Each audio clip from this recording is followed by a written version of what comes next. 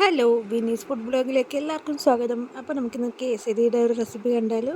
ആദ്യം തന്നെ കുറച്ച് നെയ്യ് ചൂടാക്കാൻ വയ്ക്കുന്നുണ്ട്. അതിലേക്ക് തന്നെ കാഷ്യൂനട്ടും കിസ്മിസിനും നമുക്ക് ഇഷ്ടമുള്ള നട്ട്സൊക്കെ ചേർത്ത് കൊടുക്കാവേ.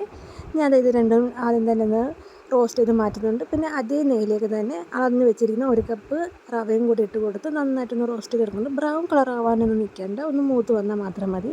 അതിനുശേഷം ആ സെയിം പാനിൽ തന്നെ അളന്ന് വെച്ചിരിക്കുന്ന വെള്ളമാണ് ഞാനിവിടെ 2.25 തൊട്ട് 2.5 കപ്പ് വരെ വെള്ളം ചേർത്തിട്ടുണ്ട്. അതിലേക്ക് ഏലക്ക പൊടിച്ചതും കളറും കൂടെ ചേർത്ത് നന്നായിട്ട് മിക്സ് ചെയ്യുന്നുണ്ട്. ഇതിൽ തന്നെ ഞാൻ കുറച്ച് പൈനാപ്പിളിൻ്റെ എസൻസും കൂടി ചേർത്തിട്ടുണ്ടായിരുന്നു. എന്നിട്ട് നമ്മൾ വറുത്ത് വെച്ചിരിക്കുന്ന റവയും കൂടെ ഇട്ട് നന്നായിട്ട് മിക്സ് ചെയ്ത് വേവിച്ചെടുക്കുക. പറ്റുമെങ്കിൽ ജസ്റ്റ് ഒരു 2-3 മിനിറ്റ് അടച്ച് വെച്ച് വേവിച്ചെടുക്കുക. അതിനുശേഷം നന്നായിട്ട് വെന്ത് വന്നിട്ടുണ്ട്. അതിനുശേഷം നമുക്ക് ഇനി അളന്ന് വെച്ചിരിക്കുന്ന പഞ്ചസാര ഒരു കപ്പിന് ഒരു 1.25 മുതൽ 1.5 വരെ നിങ്ങളുടെ മധുരത്തിനനുസരിച്ച് കൂട്ടുകയും കുറയ്ക്കുകയും ചെയ്യാമേ.